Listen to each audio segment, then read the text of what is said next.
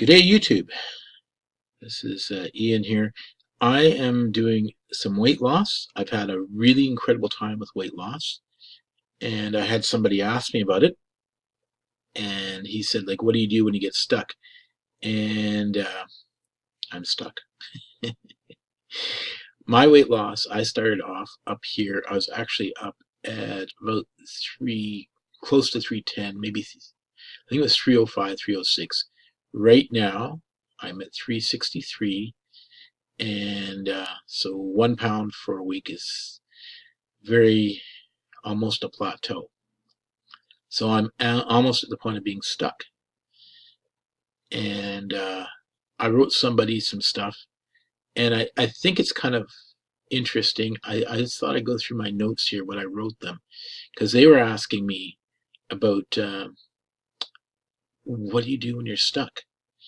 And I'm kind of stuck right now, but I think here's part of the attitude. Okay, I'm nervous about giving advice because it's the first time weight loss has been effortless for me. Yeah, and I when I wrote this, I was starting to feel negative, and I'm doing this intermittent fasting, and it can be 16 hours before I eat, and the last 12 or last 4 can get really bad for me, and I associate it with weight loss. Yeah, part of the success is accepting that we're kind of addicts.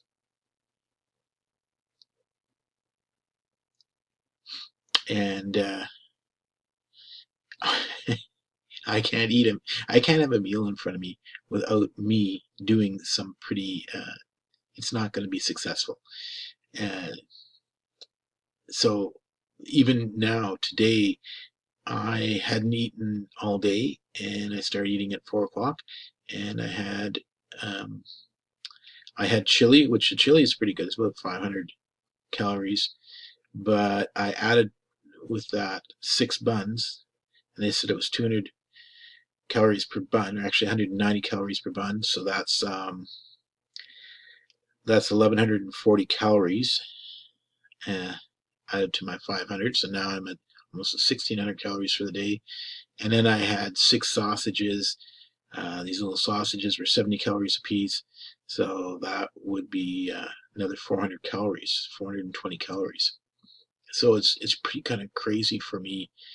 I can sit down and I can eat like that. For me to eat like I told some guys one day, for me to sit down and eat a tube of Pringles, I could easily sit down watching a movie and eat a tube of Pringles and pick up the second tube and start eating that and pick up a third. Not a problem. I kind of like what I wrote here, some of the stuff. For me, I don't get mad about being out of control in the moment, but rather, once stuffed, I identify there's a problem. This is an important part of my incomplete thought. Food compulsion started long before the food entered my mouth. And I've been watching this CG kid. He points out how things lead up to a breakdown. When does the overeating happen? There's an actual world of time prior to the stuff hitting my face and the decision to do it. A whole world of internal arguments till the breakdown happens. Knowing the internal dialogue is actually about when to abuse your body next, places things in perspective. So I would suggest if you catch yourself in an internal dialogue, I'm bored, there's nothing to do. If this dialogue, in the moment you're overeating, you say to yourself, fine, I'm not going to stop you from overeating. I want to know what the dialogue was as you got to this spot. And actually knowing what you said to yourself is interesting.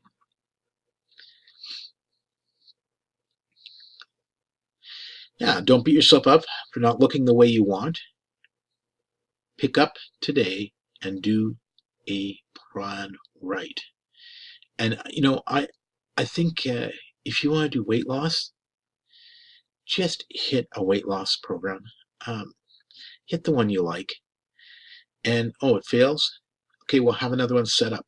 What is it? What is the length of time between hitting one program and moving on to the next? That's the question. So I've tried many different diets and found limited success with most of them. And this intermittent fasting I'm doing now, I've stayed with the longest. I'm not about promoting buying anything from these six-pack ab guys. They'll want your credit card, and what they'll do is they don't really tell you, but you're going to get a monthly bill. So they're going to bill you monthly. No matter what amount they say, that's a monthly amount. Their course is good. A lot of the information is free. If you get signed on with them and you cancel, you get a lot of free stuff. I found that their book, their information was heavily padded with spacing, and it's definitely not their book is not a long read. It's a very short read. It's not near the pages they say it is, but it can help you get started, and it's not a bad first place to start.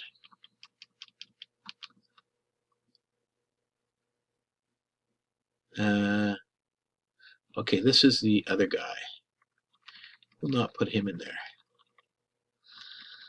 All right, so that is my video about weight loss. This is the first week I've had only a pound lost, and I was kind of down on myself. I only lost a pound, but if I can lose a pound a week in a year's time, that's 50 pounds. So not happy.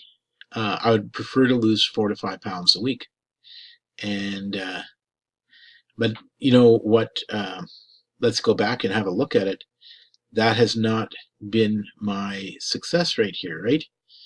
This is January 1st, I was up at about 306, right? So now this is the first week when I was with, I think it's the first week I started recording. And every week I've been with Man vs. Fat, I've been recording. So the first time was a 10-pound drop. Woohoo! Crazy, right? The second time it's 0, right? The third time is 5 pounds, then 2, and I'm just going down. I'm going down the list here, actually. Now here's a big drop. It's 7. So that's just this huge drop. Down to 7 pounds. Then gain 2 pounds. Then lose 4 pounds. Then lose a pound. If anybody thinks, now this blue line here was the projected amounts I thought I'd lose. If anybody's asking, this spreadsheet is done in Google, is part of their in the Google Drive, and you can quite easily take a 3 categories, like 3 columns like this, will easily produce a one of these things here, a nice little graph. So I was wanting to lose 3 pounds a week, and if I lose nothing, I will have maintained the 3 pounds a week. I would like to have a severe drop here. This is 9 here. At 10, I wouldn't mind being down in the 2. Let's do an 8-pound drop, eh? 255. That'd be great. And if I can keep up with it, that's great. If I don't, and I'm only losing a little bit, that's great too. This is the first time ever in my life that losing weight's been this easy. So I just want to give a word of encouragement. You go at a plan, you keep at that plan, and you do a positive self-talk. That's the way you're going to lose weight. If you're just down on yourself, like you've messed up all the time, how is life any fun? you're going to find a self-dialogue to say to yourself why quitting your weight loss program you're on, why it's a good idea. And you need to like work out something a little better. In any case, I'm not perfect at this, and clearly this is shaky, but it's persistent. And I think that's how weight loss is going to go. It looks like it's a persistent battle, and I'm fitting into clothes I haven't fit before in after losing 40 pounds. And if I lose 40 pounds a year, it's like it sounds so incredible, like, you know, that I've lost 40 pounds over a number of weeks, but really since the beginning of the year, I've lost 40 pounds. And this is October. So, well, this is almost October. This is beginning of October, 40 pounds. So if I can lose another, well, if I can keep this up, uh, even if I did 40 pounds a year, it'd be great, but I want to do a lot more than that. Anyway, stay positive. Look at the positive end of this, not sitting in the negative all the time, because you will have a self-talk that will tell you you need to quit this.